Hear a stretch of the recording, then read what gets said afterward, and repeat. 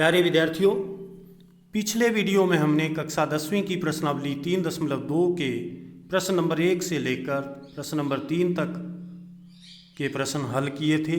आज हम प्रश्न नंबर 4 तथा प्रश्न नंबर 5 को हल करने जा रहे हैं, जिसमें चौथा प्रश्न है, रैखिक समीकरणों के युग्मों में से कौन से युग्म संगत या असंगत हैं? यदि संगत हैं तो ग्राफीय विधि से हल ज्ञात कीजिए। इसका मतलब कि जो given pair of linear equation है उसमें से कौन से पेयर्स कॉन्सिस्टेंट पेयर हैं और कौन से पेयर्स इनकॉन्सिस्टेंट पेयर हैं। यदि कॉन्सिस्टेंट पेयर हैं तो उनको हमने सॉल्व करना है ग्राफीय विधि से। फर्स्ट पार्ट है x + y = 5, 2x + 2y = 10। इसी प्रकार यहाँ पर 4 भाग दिए गए हैं। हम पहले भाग को हल करते हैं, जिसमें दिया है x + y = 5, 2x + 2y = 10। तो यहाँ हम देख रहे हैं कि जो समीकरण नंबर 1 बनेगा, हमारे पास x + y = 5 था, उसको हम लिखते हैं x + y - 5 = 0, क्योंकि 5 को अगर दूसरे पक्ष में ले जाते हैं वहाँ माइनस हो गए और राइट हैंड साइड में रहेगा 0। इसी प्रकार 2x + 2y = 10 को लिखते हैं 2x + 2y - 10, 10 को दूसरे पक्ष में ले जाते हैं, हो जाएगा -10 = 0 राइट हैंड साइड में। तो इसको समीकरण नंबर 2 दे देते हैं। अब समीकरण नंबर 1 और 2 की तुलना हम करेंगे। a1x + b1y + c1 = 0 तथा a2x + b2y + c2 = 0 से। तो हम देखते हैं कि यहाँ a1/a2 जो है 1/2 है। कैसे? क्योंकि x का गुणांक पहले समीकरण में 1 है, दूसरे में 2 है, तो 1/2। इसी प्रकार b1/b2 जो कि y के गुणांक हैं समीकरण नंबर 1 और 2 में, उनको देखते हैं तो उनका अनुपात लेते हैं 1/2 के बराबर आएगा वो भी b1/b2, क्योंकि यहाँ y का गुणांक 1 है और यहाँ 2 है, 1/2। इसी प्रकार c1/c2 वो भी किसके बराबर आ जाता है, नफी 5/10। माइनस से माइनस कैंसिल हो जाएगा, 5 से 10 कैंसिल होगा, 5 × 5, 5 × 10, दोनों कैंसिल हो जाते हैं 5 से, तो 1/2 बन जाएगा। तो हम देख रहे हैं कि a1/a2 = b1/b2 = c1/c2, तीनों ही 1/2 के बराबर हैं।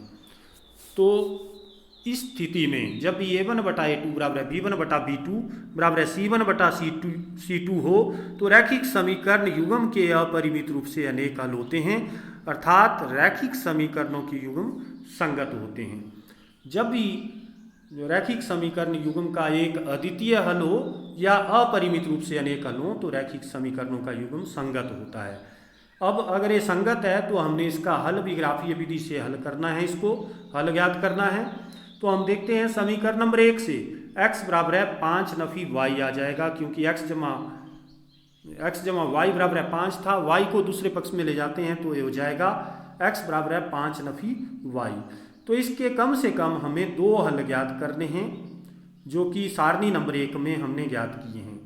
अब सारणी नंबर 1 में जो 2 हल ज्ञात किए हैं वो कैसे आए हैं, हम देखते हैं कि जब यहाँ पर हम इस समीकरण में y की वैल्यू 0 प्रतिस्थापित करते हैं तो x आ जाएगा 5 नफी 0, जो कि 5 के बराबर होगा। 5 नफी y है, 5 नफी 0 हो जाएगा y की जगह पर, तो 0 प्रतिस्थापित करते हैं तो ये बनता है x = 5। इसी प्रकार y के स्थान पर अगर हम 2 प्रतिस्थापित करते हैं तो x आ जाता है 5 नफी 2, जो कि 5 नफी 2 3 के बराबर हुआ। तो इसका अर्थ हुआ x = 3 आ गया और y 2। तो जब y की वैल्यू 0 है तो x 5 है। तो यही हल हमने सारणी के रूप में लिखे हैं। जब y की वैल्यू 0 है x कितना होगा, 5। इसी प्रकार जब y की वैल्यू 2 है x कितना आएगा, 3, y 2 x 3। तो हम 2 ही हल ज्ञात करेंगे, क्योंकि ग्राफ खींचने के लिए कम से कम 2 बिंदुओं की आवश्यकता है। क्योंकि जो रैखिक समीकरण का ग्राफ होगा वो कैसी रेखा होगी, एक सरल रेखा होगी, और उसको ड्रॉ करने के लिए कम से कम 2 बिंदुओं की आवश्यकता है। दोनों बिंदुओं को मिलाएंगे हम, और जो रेखा प्राप्त होगी उसके ऊपर सारे बिंदु जो भी होंगे वो सभी उसके इस समीकरण के हल होंगे। तो केवल हम ग्राफ खींचने के लिए केवल 2 बिंदु ले रहे हैं यहाँ पर।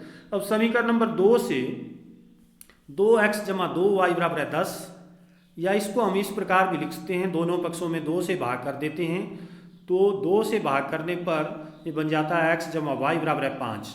या इस प्रकार लिखा जा सकता है x बराबर है 5 नफी वाई, वाई को दूसरे पक्ष में ले जाते हैं, माइनस होगा 5 नफी वाई बन जाएगा, x बराबर है 5 नफी वाई। अब इस समीकरण में हम y के भिन्न भिन्न मानों के लिए x के भिन्न भिन्न मान ज्ञात करेंगे, और ये जो मान हैं सारणी नंबर 2 में दर्शाए गए हैं। अब ये जो मान ज्ञात किए हमने कैसे ज्ञात किए, जब हमने y का मान 3 रखा, y 3 रखने पर x किसके बराबर आ जाता है 5 नफी 3, क्योंकि 5 नफी y था, यहाँ पर y की जगह 3 रखा तो 5 नफी 3 बन जाएगा है, जो कि 2 के बराबर। इसका अर्थ है हुआ x बराबर है 2 आ गया और y 3 था जब, तो इस y बराबर है 3 और x कितना 2, इसलिए 2,3 x 2 और y 3 इस समीकरण नंबर 2 का एक हल है। तो दूसरा हल ज्ञात करने के लिए हम क्या करते हैं, अब y के स्थान पर इस समीकरण में, समीकरण नंबर 2 से जो प्राप्त हुआ है उसके स्थान पर अब y के स्थान पर हम 2 प्रतिस्थापित करते हैं, 5 प्रतिस्थापित करते हैं। तो 5 प्रतिस्थापित करने पर कितना आएगा, y की जगह हमने 5 रखा है तो बन जाएगा 5 नफी 5, x बराबर है 5 नफी 5, x बराबर है 0 आ जाता है। तो इसलिए x बराबर है 0 और y 5 इसका हल है, x बराबर है 0, y बराबर है 5 इस समीकरण नंबर 2 का हल है। तो ये जो हल हैं अब सारणी के रूप में नंबर 1 में और 2 में दिए गए हैं। इन हलों को हम आलेखित कर सकते हैं, जो आलेख है इस प्रकार है। अब यहाँ हम देख रहे हैं जब x की वैल्यू 5 थी, y था पहली सारणी में 0 था, जब x 5 था y 0 था, तो ये बिंदु कहाँ है, b बिंदु, x 5 है यहाँ पर लेकिन y 0 है, 1 2 3 4 5, x 5 है लेकिन y 0, क्योंकि ना ऊपर है x अक्ष से ना नीचे, तो हम x अक्ष के ऊपर है, इसका मतलब y यहाँ 0 है, तो b बिंदु आ गया 5,0। अब दूसरा बिंदु 3,2 हमने ड्रॉ करना है, तो x 3 है कहाँ पर, 1 2 3 यहाँ है 3 के सामने, और y 2 इसके सामने, तो 3 और 2 के सामने यहाँ c बिंदु आ रहा है, तो इसको 3,2, तो 2 बिंदु प्राप्त हो गए। हम b और c को मिला देते हैं और आगे बढ़ा देते हैं, तो इस प्रकार जो रेखा प्राप्त होगी वो समीकरण नंबर 1 का ग्राफ है। समीकरण नंबर 1 था x जमा वाई बराबर है 5। अब इस समीकरण के अनेक हल हैं, अपरिमित रूप से अनेक हल हैं। अब देख रहे हैं यहाँ पर x 10 के सामने ये बिंदु जो है, देखो ये वाला बिंदु भी आ रहा है इसके ऊपर, लाइन के ऊपर, जब x 10 है, x नफी 5 है और y 10 है, तो नफी 5 जब 10 वो भी कितना होगा 5 के बराबर, तो इस समीकरण को ये संतुष्ट करता है। इसी प्रकार यहाँ ये वाला बिंदु भी इसी रेखा के ऊपर आ रहा है, यहाँ पर ये जो बिंदु है x 10 और y नफी 5 है, तो यहाँ हम देख रहे हैं अगर x की जगह हम 10 पुट करते हैं और y की जगह नफी 5 पुट करते हैं, तो 10 नफी 5 जो भी कितना होता है 5 के बराबर, जो कि इस समीकरण नंबर 1 को संतुष्ट करता है। तो इसलिए इस रेखा के ऊपर जितने भी बिंदु होंगे वो समीकरण नंबर 1 के हल हैं। हमने केवल 2 हल ज्ञात किए हैं, 2 बिंदुओं को मिलाएंगे, आगे बढ़ाएंगे, जो रेखा बनेगी सीधी सरल रेखा, उसके ऊपर सभी बिंदु जो हैं इस समीकरण के हल होंगे। इसी प्रकार हम समीकरण नंबर 2 से प्राप्त जो सारणी है उसके बिंदुओं को आलेखित करते हैं। वो बिंदु हैं x2 y3, x2 y3 कहाँ है, x2 यहाँ 2 d बिंदु, जहाँ आप देख रहे हैं 1 2, x1 2 y3 1 2 3, 2 और 3 के सामने, तो इसका अर्थ हुआ ये d बिंदु क्या हुआ 2,3, मतलब x पहले लिखा जाता है, x निर्देशांक को पहले लिखते हैं, y को बाद में, x2 y3। इसी प्रकार जो अगला बिंदु है 0,5, मतलब x0 और y5 कहाँ आएगा, y अक्ष के ऊपर, क्योंकि x 0 है यहाँ पर, तो y अक्ष के ऊपर हम जाएंगे 5, x 0 है y5, ई बिंदु जो है किसको निरूपित कर रहा है 0,5 5 को। अब डी और ई को मिला देते हैं तो इसका ग्राफ जो है हम देख रहे हैं किसके ऊपर आ रहा है, जो लाइन प्राप्त हुई थी समीकरण नंबर 1 में। बी और सी को मिलाने पर डी और ई भी उसी के ऊपर, डी और ई का ग्राफ इनको मिलाने पर भी जो लाइन प्राप्त होगी समीकरण नंबर 2 का ग्राफ भी समीकरण नंबर 1 के ग्राफ के ऊपर ही आ रहा है। तो इसका अर्थ क्या हुआ, जो ग्राफ प्राप्त हुए हैं वो कैसी रेखाएं हैं, यहाँ पर दोनों रेखाएं कैसी हैं, संपाती रेखाएं, मतलब समीकरण युग्म के अपरिमित रूप से अनेक हल हैं। अब अगला जो भाग है उसको हल करते हैं हम। दूसरा भाग दिया है x नफी y बराबर है 8, 3x नफी 3y बराबर है 16। तो इसमें जो पहला समीकरण है वो बनेगा x नफी y नफी 8 बराबर है 0, क्योंकि 8 को दूसरे पक्ष में ले जाते हैं वहाँ जाके माइनस होगा, ये बन जाएगा x नफी y नफी 8 बराबर है 0, समीकरण नंबर 1 दे देते हैं। इसी प्रकार 3x नफी 3y बराबर है 16 को लिखा जाता है, 16 को दूसरे पक्ष में ले जाते हैं, ये बनेगा 3x नफी 3y नफी 16 बराबर है 0, समीकरण नंबर 2। अब समीकरण नंबर 1 तथा 2 की तुलना हम करते हैं, a1x plus b1y plus c1 बराबर है 0 तथा a2x plus b2y plus c2 बराबर है 0 से। तो हम देखते हैं कि a1 बटा a2 वो कितना आ जाएगा 1/3, क्योंकि यहाँ x का गुणांक 1 है, यहाँ 3 है, 1/3, और b1 बटा b2 जो कि आ जाएगा नफी 1 बटा नफी 3, माइनस से माइनस कैंसिल हो जाएगा, यहाँ से हम देख रहे हैं 1/3, और c1 बटा c2 नफी 8 बटा नफी 16, माइनस से माइनस कैंसिल होगा, 8 एकम 8, 8 दूने 16, 1/2। तो यहाँ हम देख रहे हैं a1 बटा a2 बराबर है b1 बटा b2, ये तो बराबर हैं आपस में, लेकिन बराबर नहीं है c1 बटा c2 के। तो इस केस में क्या होता है, रैखिक समीकरण युग्म का कोई भी हल नहीं होता है, अर्थात रैखिक समीकरणों के युग्म द्वारा जो युग्म है वो कैसा होगा, असंगत, और इसके द्वारा निरूपित रेखाएं कैसी होंगी, समांतर रेखाएं होंगी। तो इसका कोई भी हल नहीं है, तो असंगत युग्म कहलाएगा, इनकॉन्सिस्टेंट पेयर। तीसरा भाग है 2x जमा y नफी 6 बराबर है 0, समीकरण नंबर 1, और दूसरा समीकरण है 4x नफी 2y नफी 4 बराबर है 0, समीकरण नंबर 2। जब इनकी तुलना करते हैं हम देख रहे हैं a1 बटा a2 हो जाता है 2/4 के, जो कि कैंसिल होने के बाद 1/2 आ जाता है। इसी प्रकार b1 बटा b2 जो कि किसके बराबर होगा 1/2, यहाँ y का गुणांक +1 है, यहाँ y का गुणांक -2 है, तो हम देखते हैं 1/2, और c1 बटा c2 नफी 6 बटा नफी 4 जो कि कैंसिल होने के बाद माइनस से माइनस कैंसिल हो जाएगा, 2 दूने 4, 2 तियाँ 6, 3/2। तो a1 बटा a2 बराबर नहीं है b1 बटा b2 के, क्योंकि 1/2 यहाँ है और यहाँ 1/2 है। जब भी इस तरह की स्थिति बनती है, जब a1 बटा a2 बराबर नहीं हो b1 बटा b2 के, तो रैखिक समीकरण युग्म का एक अद्वितीय हल होता है। अद्वितीय हल कौन सा होता है, जहाँ उसका ग्राफ एक दूसरे, जो रेखाएं हैं ग्राफ की एक दूसरे को एक बिंदु के ऊपर प्रतिच्छेद करती हैं, और वही बिंदु अद्वितीय हल होता है रैखिक समीकरण युग्म का। अर्थात अद्वितीय हल है तो कैसा रैखिक समीकरण युग्म होगा, संगत युग्म, संगत रैखिक समीकरण युग्म है। तो इसका हल हम ज्ञात करेंगे। हल ज्ञात करने के लिए ग्राफीय विधि से हम देखते हैं समीकरण नंबर 1 से 2x बराबर है 6 नफी y, क्योंकि 2x जमा y बराबर है 6 के बराबर था, तो यहाँ से 2x बराबर है 6 नफी y हो जाएगा, y को दूसरे पक्ष में ले जाते हैं तो x का मान जो है 6 नफी y बटा 2 हो जाएगा, 2 को दूसरे पक्ष में ले जाते हैं तो 2 वहाँ भाग करेगा, अब तो बन जाता है 6 नफी y बटा 2। तो इससे प्राप्त जो 2 हल होंगे उनको हम सारणी नंबर 1 में रखेंगे, और 2 हल कैसे प्राप्त करेंगे हम वो देख रहे हैं कि पहले हम y की वैल्यू अगर इस समीकरण में x बराबर है 6 नफी y बटा 2 में अगर y का मान 0 रखते हैं तो x आ जाता है 6 नफी 0 बटा 2, जो कि 6 बटा 2 के बराबर होता है, x आ गया 3। इसका अर्थ ये हो गया x बराबर है 3 और y बराबर है 0, x 3 y बराबर है 0, इसका एक हल है।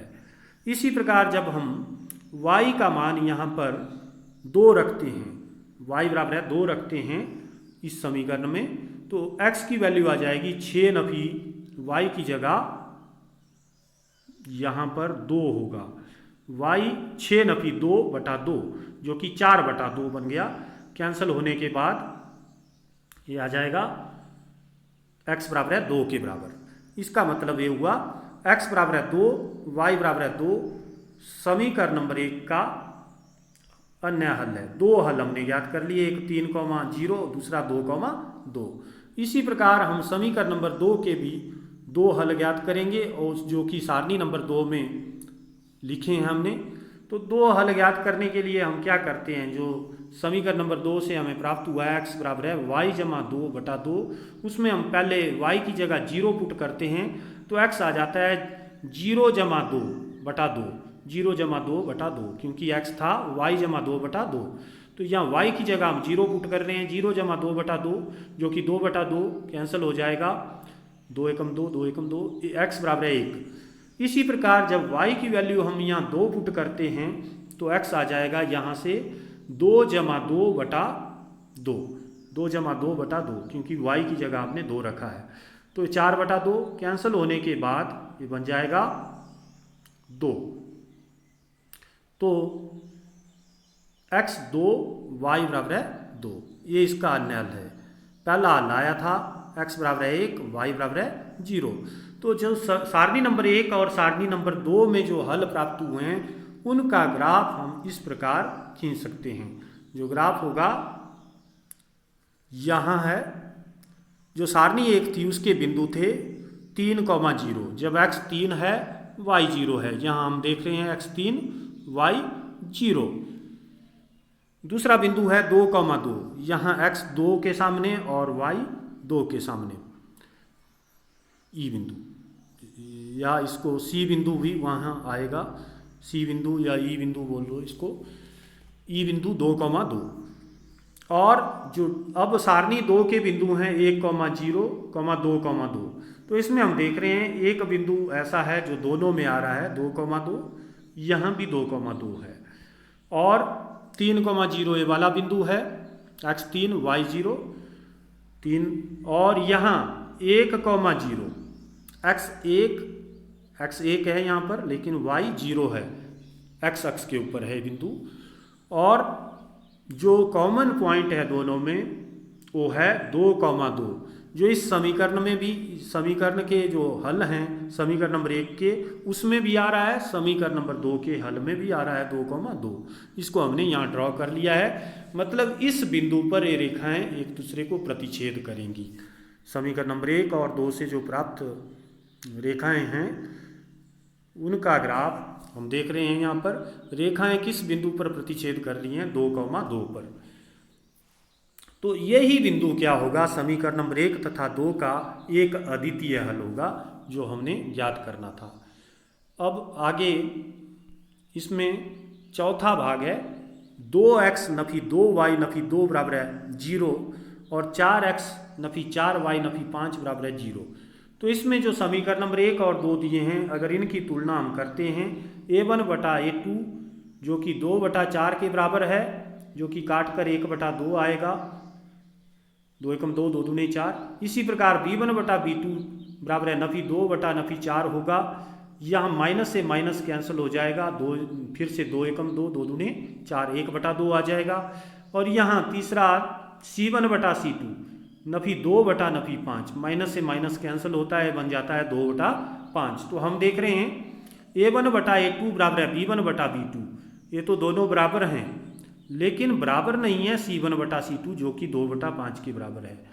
तो जब भी इस तरह की स्थिति होती है तो रैखिक समीकरण युग्म का कोई भी हल नहीं होता, इसलिए रैखिक समीकरणों के युग्म असंगत युग्म कहलाते हैं। तो इसका हल तो है नहीं कोई। तो ग्राफीय विधि से हम किन समीकरण युग्मों का हल ज्ञात कर रहे हैं जो संगत हैं, जिनका कोई हल है। प्रश्न नंबर 5, एक आयताकार बाग की लंबाई चौड़ाई से 4 मीटर अधिक है, का अर्ध परिमाप 36 मीटर है, बाग की बीमाएं ज्ञात कीजिए। ये पूछा गया है तो इसको हल करते हैं। इसमें बोला गया है कि लंबाई जो है चौड़ाई से 4 मीटर अधिक है। तो पहले तो हम मान लेते हैं बाग की लंबाई कितनी है x मीटर और बाग की चौड़ाई मान लेते हैं y मीटर। अब इसमें दो शर्तें बन रही हैं प्रश्न में। एक तो बोला है कि जो लंबाई है चौड़ाई से 4 मीटर अधिक है, जो लंबाई है x चौड़ाई से 4 मीटर अधिक है, y से 4 अधिक है, ठीक है। और दूसरी शर्त ये बन रही है कि उसका अर्ध परिमाप 36 मीटर है। अब आयत का परिमाप आपको पता है कि जो बाग है आयताकार है, आयत का परिमाप होता है 2 into L plus B, 2 into L plus B, length plus breadth. Length यहाँ x है और ब्रेड्थ है y, तो 2 इंटू एक्स प्लस वाई आ गया। अगर अर्ध परिमाप ज्ञात करना है तो इसको आधा कर लेंगे हम, 2 से भाग कर देते हैं, ये बन जाता है x प्लस वाई। तो प्रश्न में जो पहली शर्त है उसके अनुसार क्या है, बाग की लंबाई चौड़ाई से 4 मीटर अधिक है, मतलब x जो है जो लंबाई है चौड़ाई से, चौड़ाई कितनी है y, उससे 4 अधिक y plus 4, x equal to Y plus 4, जो समीकरण नंबर 1 हमने दिया है। इसी प्रकार दूसरी शर्त जो हमने अर्ध परिमाप ज्ञात किया है, यहाँ पर परिमाप का आधा, क्योंकि परिमाप तो था 2 into L plus B, 2 into X plus Y, लेकिन उसका आधा करना है तो ये बन जाता है 2, इसको 2 से भाग कर दिया x प्लस वाई। तो x प्लस वाई जो अर्ध परिमाप आया वो कितना दिया है 36 मीटर के बराबर, तो इसलिए x प्लस वाई बराबर है 36 होगा। इसको दे देते हैं हम समीकरण नंबर 2। अब यहाँ पर 2 समीकरण प्राप्त हुए हैं। अब इसमें हमने ग्राफीय विधि से इन समीकरणों का, मतलब जो रैखिक समीकरण युग्म प्राप्त हुआ उसका हल ज्ञात करना है ग्राफीय विधि से। तो ग्राफीय विधि से हल ज्ञात करने के लिए समीकरण नंबर 1 था x बराबर है y जमा 4, तो इसके हल ज्ञात करेंगे। हमें केवल कम से कम केवल 2 हल चाहिए ग्राफ खींचने के लिए। तो ये 2 हल हमने सारणी नंबर 1 में लिखे हैं। सारणी नंबर 1 में जो हल हैं वो कैसे प्राप्त हुए हैं हमें वो देख रहे हैं हम। जब हम यहाँ इस समीकरण में जो समीकरण नंबर 1 से प्राप्त हुआ है y की वैल्यू 0 रखते हैं, y की जगह हम 0 रखते हैं तो x आ जाएगा 0 जमा 4, 0 जमा 4, यहाँ लिखा है x बराबर है 4, इसलिए x बराबर है 4 और y बराबर है 0, इसका हल है। तो y बराबर है 0 और x बराबर है 4, एक हल हुआ। दूसरा हल, हम जब y की वैल्यू इसमें 2 प्रतिस्थापित कर देते हैं, ये आपकी मर्जी है, 1 भी प्रतिस्थापित कर सकते हैं, लेकिन हमने 2 हल ज्ञात करने हैं। कोई y के भिन्न भिन्न मानों के लिए x के भिन्न भिन्न मान होंगे।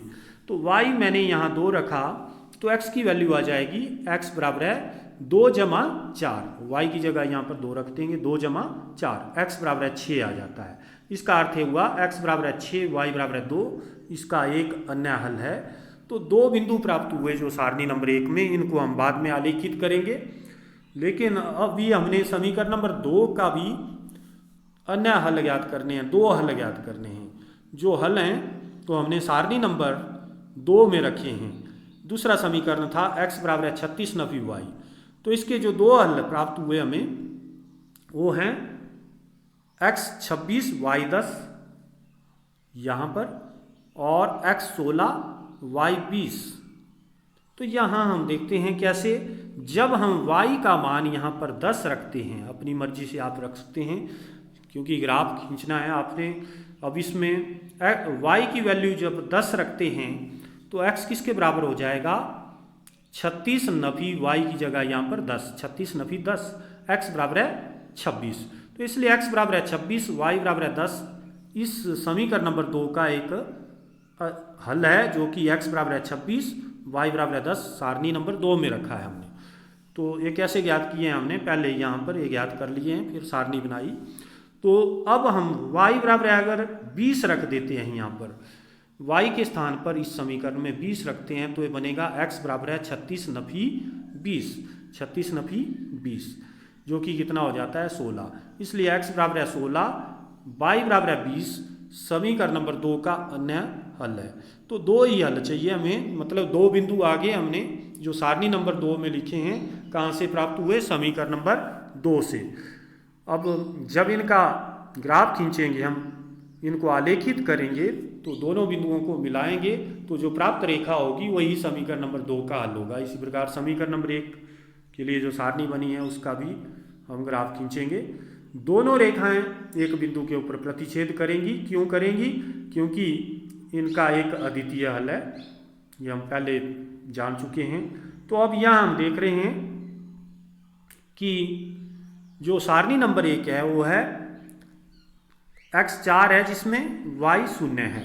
तो यहाँ हम देख रहे हैं x4 कहाँ है? ये यहाँ पर, क्योंकि 2 2 इस ओर x अक्ष के ऊपर 2 2 10, यहाँ 10 है, 2 2 4 2 6 2 8 2 10, यहाँ तक 10 होते हैं। तो 2 2 के लिए हैं एक इकाई इसमें। इस प्रकार एक डिवीजन जो हमने लिया है 2 के बराबर, ये 5 डिवीजन है 10 के बीच में, 0 और 10 के बीच में, तो एक डिवीजन मतलब 2 के बराबर है। 2 इधर 4 6 8 10। तो जब x का मान 4 है यहाँ 4 हो जाएगा, और y कितना है 0 0। क्यों? क्योंकि x अक्ष के ऊपर है। इसी प्रकार जब x 6 है y 2 होगा। अब x 6 कहाँ होगा? यहाँ x 4 था, 2 2 4 2 6 इसके सामने, और y कितना है 2, y है 2, तो 2 यहाँ, क्योंकि यहाँ भी 2 2 4 2 6 2 8 2 10 यहाँ होंगे। तो x है 6 लेकिन y कितना 2, x 6 आ गया। ये C बिंदु किसको दर्शा रहा है? 6,2 को। B बिंदु दर्शा रहा है 4,0 को। दोनों बिंदुओं को मिलाएंगे और आगे बढ़ाएंगे तो ये जो लाइन यहाँ पर प्राप्त हो रही है हमें, इक्वेशन नंबर 1 अर्थात x बराबर है y जमा 4 का ग्राफ है। इसी प्रकार जो दूसरी इक्वेशन है x जमा वाई बराबर है 36, इसका ग्राफ ग्रीन लाइन द्वारा दर्शाया गया है। जब हम x की वैल्यू यहाँ 26 रखते हैं, जब x की वैल्यू 26 है y 10 है, तो x 26 देखेंगे कहाँ है? यहाँ 20 22 24 और ये 26 के सामने, और यहाँ 10 के सामने, y 10 x 26 y 10, डी बिंदु आ गया। इसी प्रकार जब x 16 है, 16 कहाँ होगा? 10 के बाद देखो 2 2 गिनेंगे, 12 14 16, ये 16 ई बिंदु जो आ रहा है 16 के सामने, और y कितना है 20 के सामने, यहाँ 20 इसके सामने। तो 16 और 20 के सामने ई बिंदु है, इसको नाम देते हैं हम 16,20। तो डी और ई बिंदुओं को मिलाते हैं तो जो हमें ग्रीन लाइन प्राप्त हो रही है वो समीकरण नंबर 2 की जो 2 से प्राप्त सरल रेखा है, हमें समीकरण नंबर 2 से जो सारणी प्राप्त हुई है उन बिंदुओं को जब हमने आलेखित किया तो ये समीकरण नंबर 2 का ग्राफ है। तो हम देख रहे हैं दोनों लाइनें जो समीकरण नंबर 1 तथा समीकरण नंबर 2 से प्राप्त हुई हैं बिंदु F पर एक दूसरे को प्रतिच्छेद कर रही हैं। अब बिंदु F के निर्देशांक क्या हैं? बिंदु F आ रहा है 20 के सामने, और यहाँ 12 10 के ऊपर 2 2 गिनेंगे, 12 14 16, 20,16। तो ये जो बिंदु है यह दोनों समीकरणों का अद्वितीय हल है, जो समीकरण नंबर 1 का भी है और समीकरण नंबर 2 का भी अद्वितीय हल है। दोनों में उभयनिष्ठ बिंदु आ रहा है। तो इसका अर्थ हुआ कि जो दोनों समीकरणों को संतुष्ट करने वाला बिंदु है 20,16, इसका अर्थ हुआ यही अद्वितीय हल है समीकरण नंबर 1 और 2 का। तो x का मान आ गया 20 और y आ गया 16। बाग की लंबाई जो x मानी थी हमने वो आ गई 20 मीटर, लेकिन बाग की चौड़ाई y मानी थी वो आ गई 16 मीटर। तो ही इसका हल है